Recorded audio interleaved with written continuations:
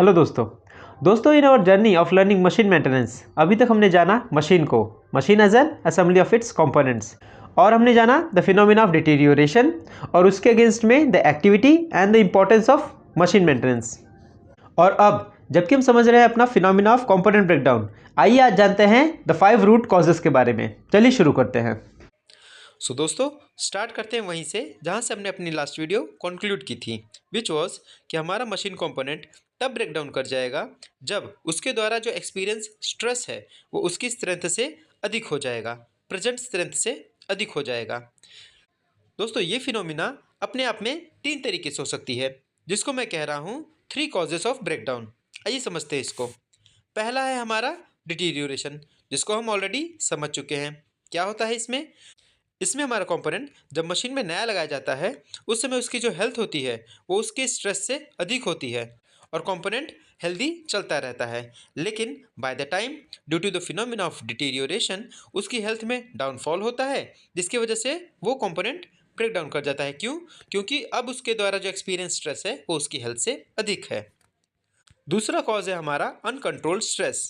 इसमें क्या होता है, इसमें हमारी नॉर्मल साइकिल्स में हमारे कंपोनेंट की जो हेल्थ होती है वो उसके द्वारा एक्सपीरियंस स्ट्रेस से अधिक होती है, जिससे कि नॉर्मल साइकिल्स सही चलती रहती है। लेकिन due to some wrong usage या फिर due to some wrong operation या फिर ड्यू टू एनी रीज़न जो कंपोनेंट के द्वारा एक्सपीरियंस स्ट्रेस होता है वो बहुत ज़्यादा बढ़ जाता है। हेल्थ सेम रहती है लेकिन कंपोनेंट के द्वारा जो एक्सपीरियंस स्ट्रेस है वो अधिक हो जाता है, वो बहुत ज़्यादा हो जाता है। In that case also the component will break down. दूसरा केस ये हो गया अनकंट्रोल्ड स्ट्रेस।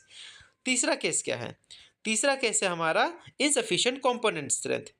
इसमें क्या होता है, इसमें नॉर्मल ऑपरेशन में हमारा कंपोनेंट हेल्दी होता है, स्ट्रेस मिनिमल होता है, लेकिन due to some replacement activity जो कंपोनेंट हम लोग रिप्लेस करते हैं वो वीक लगा देते हैं, वो कम स्ट्रेंथ का लगा देते हैं। In this case also the component will immediately break down. So having understood about these 3 causes, let's dig deeper and find our root causes. देखिए समझते हैं इसे। पहला फिनोमिना है डिटीरियोरेशन की वजह से कंपोनेंट का ब्रेकडाउन। ये किस किस वजह से हो सकता है, आइए समझते हैं। पहला रीज़न हो सकता है हमारा फोर्स डिटीरियोरेशन, जिसको हम ऑलरेडी डिस्कस कर चुके हैं।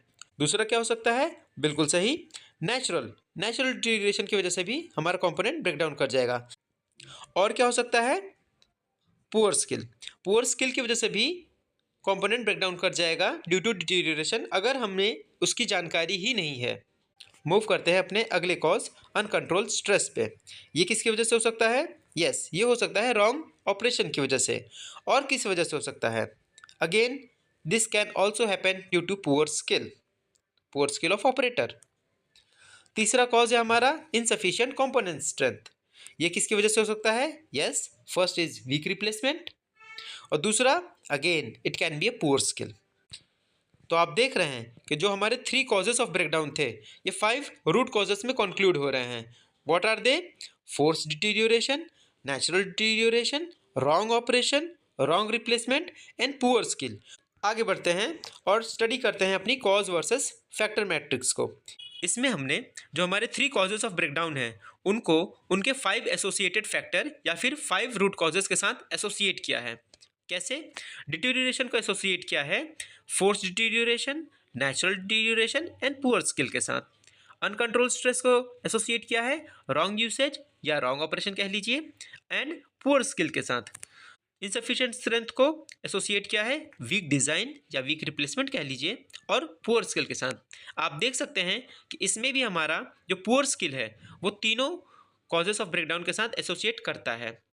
साइड में मैंने जो हमारे 5 रूट कॉजेस हैं उनके सिमिलर नेम भी रखे हैं, क्योंकि अलग अलग इंडस्ट्री में लोग अलग अलग नाम यूज़ करते हैं, तो आप लोग भी इससे अवेयर रहें, इसलिए मैंने पैरेलल में सिमिलर नेम भी मेंशन कर दिए हैं। जैसे कि फोर्स डिटीरियोरेशन को कई जगह पुअर बेसिक कंडीशन भी कहते हैं, कई जगह non compliance to basic condition भी कहते हैं और कई जगह नो परफॉर्मेंस ऑफ CLIT भी कहते हैं। आप समझ रहे होंगे, वेरी इजी वर्ड्स।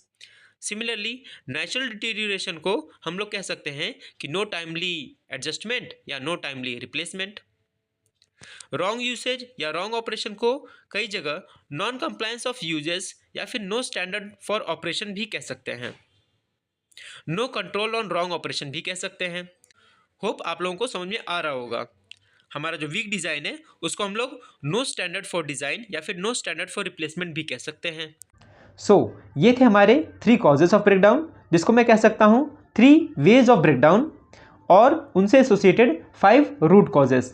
मैं इनको 5 रूट कॉजेज क्यों कंक्लूड कर रहा हूँ, वो इसलिए दोस्तों क्योंकि इन 5 के अलावा छठवां रूट कॉज कभी आपको मिलेगा ही नहीं। जी हाँ दोस्तों, आपके मशीन में जब भी कोई ब्रेकडाउन आएगा, किसी कंपोनेंट के ब्रेकडाउन होने की वजह से जब भी ब्रेकडाउन आएगा, उसका रूट कॉज इन्हीं 5 में से कोई एक होगा। आगे हम समझेंगे इन रूट कॉजेस के अगेंस्ट में क्या काउंटर मेजर लेना चाहिए, कैसे लेना चाहिए और किसकी रिस्पॉन्सिबिलिटी में वो आता है।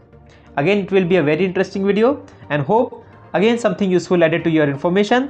Stay connected. Thank you so much.